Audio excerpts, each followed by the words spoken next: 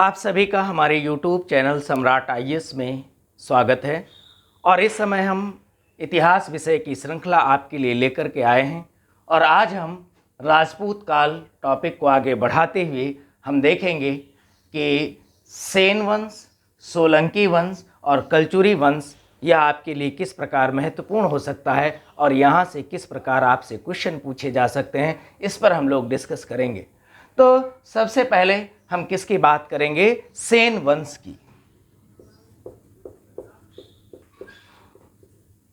सेन वंश से पहले पाल वंश के शासक शासन कर रहे थे और पाल वंश के शासकों ने लगभग उत्तर भारत में 400 वर्षों तक शासन किया है। क्या है? कब तक शासन किया है? 400 वर्षों तक। इसके बाद पाल वंश का पतन होता है। क्या है? पाल वंश का पतन होता है। और पाल वंश के पतन के साथ साथ ही कहते हैं कि उत्तर भारत में सेन वंश का उदय होता है। क्या है? सेन वंश का उदय होता है। और कहा जाता है कि सामंत सेन, क्या है? सामंत सेन ने सेन वंश की स्थापना की थी, या सामंत सेन को सेन वंश का क्या माना जाता है? संस्थापक माना जाता है। कहते हैं कि सामंत सेन स्वयं में कहीं का कोई राजा नहीं था। यह मूलतः कर्नाटक के रहने वाले थे और कर्नाटक से चलकर या उत्तर भारत आते हैं और अपनी उम्र के अंतिम समय में, या लगभग यूं कह लें कि वृद्धा अवस्था के समय में, जब यह कर्नाटक से उत्तर भारत में आते हैं तो गंगा नदी के किनारे ये क्या है? निवास करने लगते हैं। और कहते हैं कि यह तो स्वयं में शासक नहीं थे, परंतु इनका एक बेटा था जिसका नाम था हेमंत सेन। कहते हैं कि हेमंत सेन ने एक छोटी सी टुकड़ी स्थापित की थी और वहीं ये जो है अपनी शासन सत्ता को स्थापित करना चाहता था। यह भी कोई बहुत बड़ा सम्राट नहीं हुआ है, इसका बेटा हेमंत सेन। तो हमने क्या देखा कि पाल वंशों ने 400 वर्षों तक उत्तर भारत में शासन किया है। पाल वंश की समाप्ति के बाद सेन वंश का उदय होता है और सेन वंश का जो संस्थापक है वो सामंत सेन है। और कहते हैं कि जो सामंत सेन हैं या कर्नाटक के निवासी थे और यह अपने वृद्धा अवस्था में उत्तर भारत आते हैं और गंगा नदी के किनारे निवास करने लगते हैं। और यहीं पर इनका बेटा हेमंत सेन है जो एक छोटी सी जगह पर शासन करता है। कहा जाता है कि जो सामंत सेन थे या ब्राह्मण थे, ये क्या थे? ब्राह्मण थे।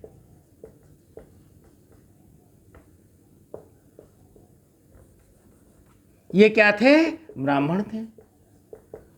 और कहते हैं कि चूंकि इनके कार्य क्षत्रियों जैसे थे, क्या थे? इनके कार्य क्षत्रियों जैसे थे, इसलिए इन्हें क्या कहा गया? ब्रह्म क्षत्रिय कहा गया। क्या कहा गया? ब्रह्म क्षत्रिय। तो वास्तव में ये क्या थे? जाति के ब्राह्मण थे, लेकिन ये अपना जो कार्य था वो क्षत्रियों की तरह कर रहे थे। इसलिए इस वंश के शासकों को, सेन वंश के शासकों को क्या कहा गया? ब्रह्म क्षत्रिय कहा गया।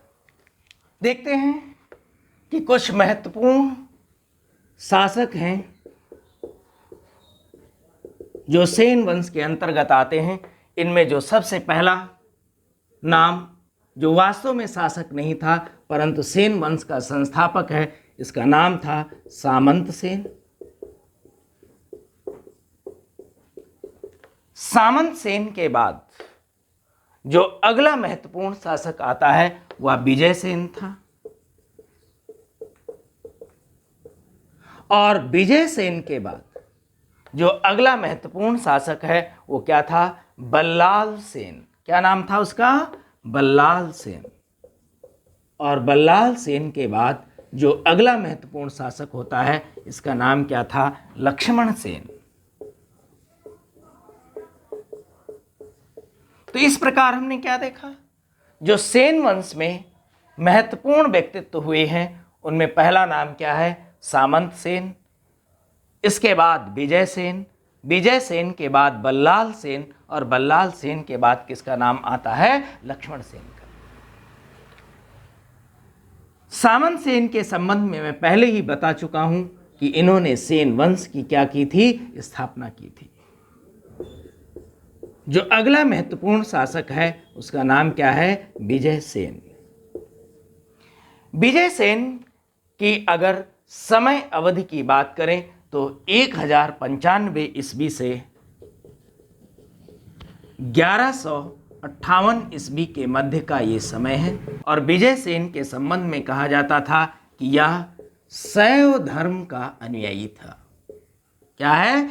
यह जो विजय सेन था ये शैव धर्म को मानता था।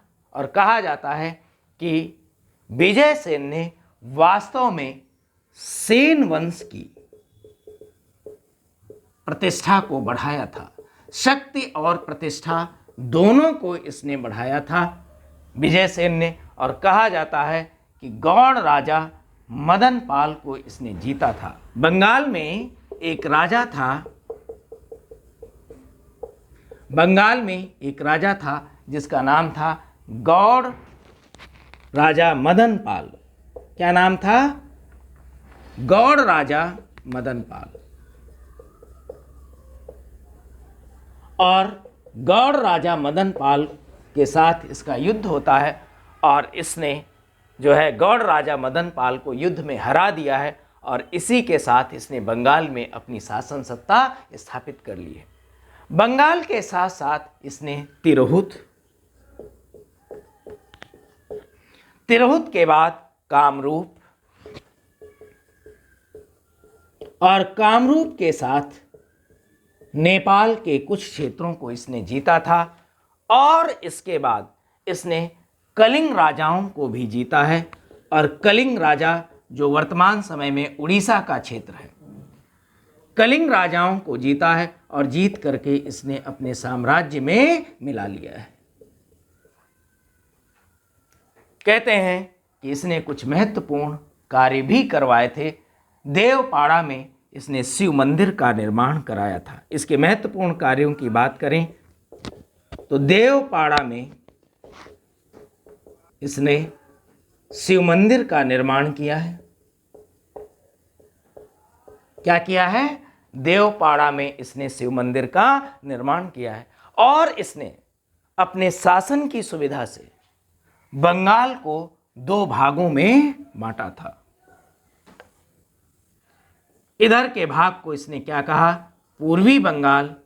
और इधर का जो भाग था ये क्या था? पश्चिमी बंगाल। और इसकी 2 राजधानियां थीं।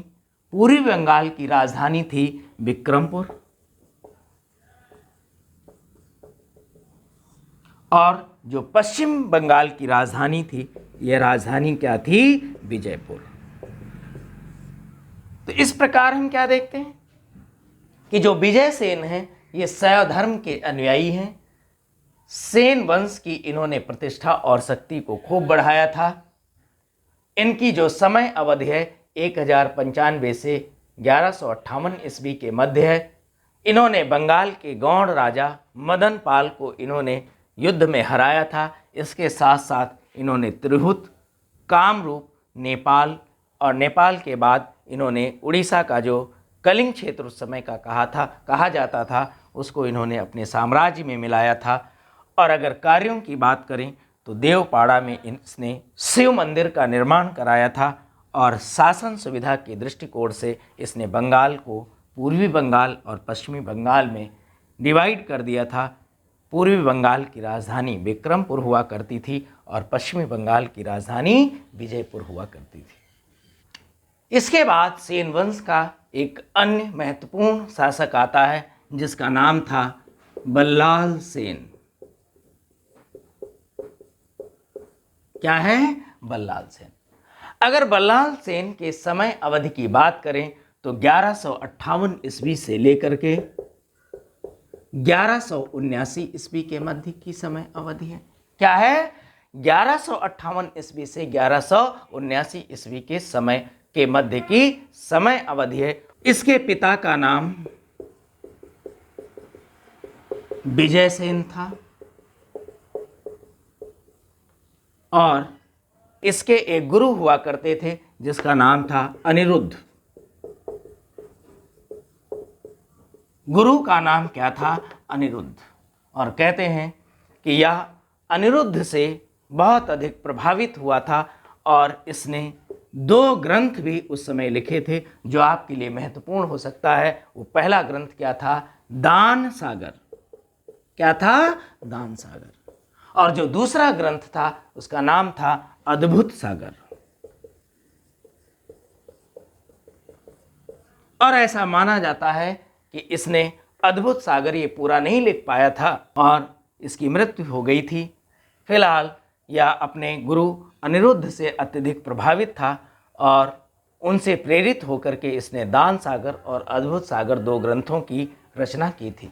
और कहते हैं कि इसने वर्ण व्यवस्था को यह मानता था और अपनी शासन व्यवस्था में वर्ण व्यवस्था का इसने कड़ाई से पालन करवाया था। यह इसका क्या था? एक ड्रॉबैक था, इसकी एक कमी थी। इतिहास में ऐसा माना जाता है कि इसने जो है वर्ण व्यवस्था को अत्यधिक मानता था और समाज में ये सामाजिक भेदभाव की बात करता था और जो निम्न वर्ग के लोग थे उनका इसने कड़ाई से विरोध किया है और उनको अत्यधिक मात्रा में दंड भी देता था। तो इस प्रकार कहा जाता है कि यह वर्ण व्यवस्था का क्या था? कट्टर समर्थक था। और कहा जाता है कि इसके अंदर जातीय अहंकार की भावना कूट कूट कर भरी हुई थी।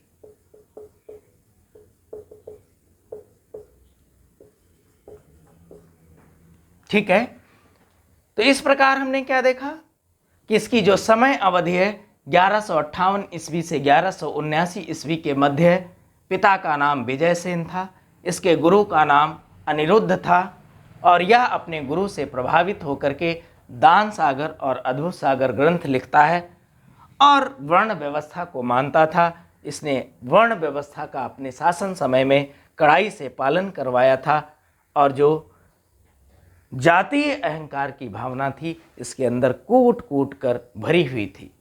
इसके बाद अगला महत्वपूर्ण शासक कौन है? लक्ष्मण सेन।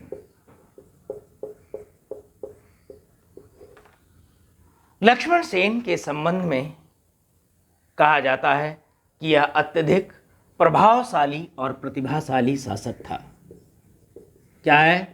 कि अत्यधिक प्रभावशाली और प्रतिभाशाली शासक था और कहा जाता है कि यह गौड़, कलिंग तथा काशी को जीतता है।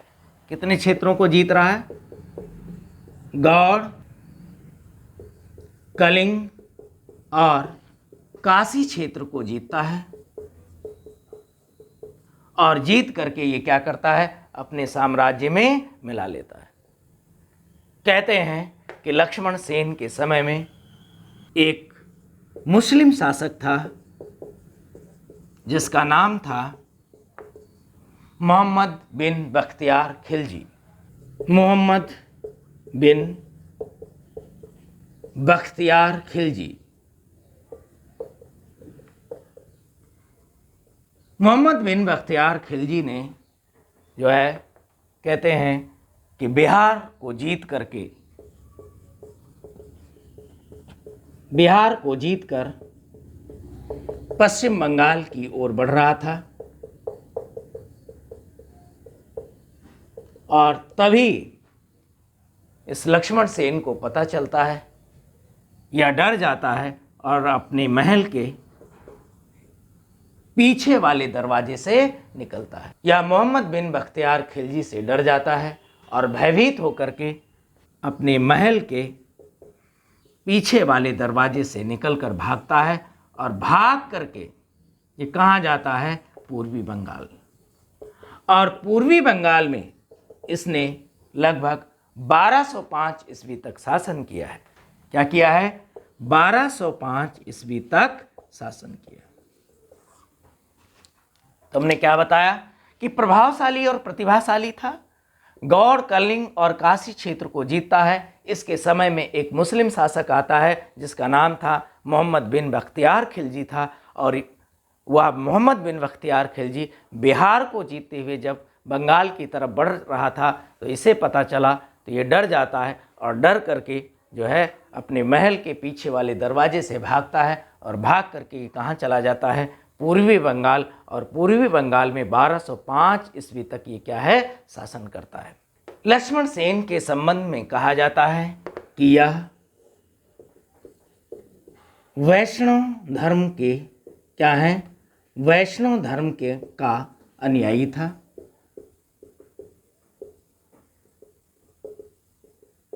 और यह भी कहा जाता है कि इसने अपने दरबार में अनेक विद्वानों को संरक्षण दे रखा था। ये विद्वानों का सम्मान करता था और अपने दरबार में अनेक विद्वानों को इसने क्या दिया था? संरक्षण दिया था। और इसका जो राजकवि था उसका नाम था जयदेव। राजकवि का नाम क्या था? जयदेव।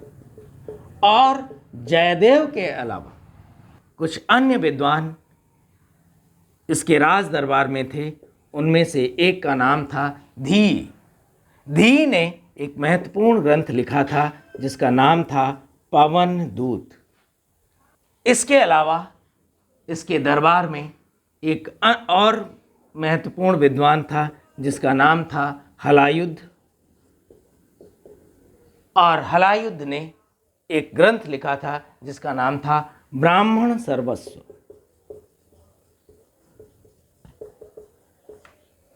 हलायुद्ध के बाद एक और विद्वान हुआ है जिसका नाम था श्रीदास। और श्रीदास ने जो ग्रंथ लिखा था उसका नाम था सदी युक्त कर्णाभृत। और कहते हैं कि इसके बाद लक्ष्मण सेन के बाद जो है इसके पुत्र हुए हैं, जिनमें से माधव सेन, विश्वरूप और केशव सेन थे। पहला नाम क्या है? माधव सेन। और माधव सेन के बाद दूसरा नाम क्या आता है? विश्वरूप सेन। और विश्वरूप सेन के बाद जो अगला महत्वपूर्ण नाम आता है वो क्या है? केशव सेन। और कहते हैं कि इसके बाद समय के साथ धीरे धीरे सेन वंश क्या है? समाप्ति की ओर चला गया। और यह लगभग 1260 ईस्वी तक, कितना? 1260 ईस्वी तक ये क्या है? पूर्वी बंगाल में शासन करते हैं। और कहते हैं कि समय के साथ मुस्लिम शासकों ने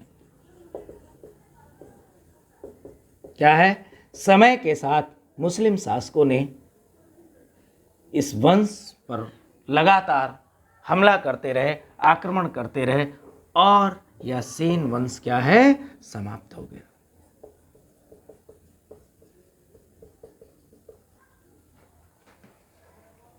धन्यवाद, नमस्कार। फिर मिलते हैं हम अपने अगले वीडियो में।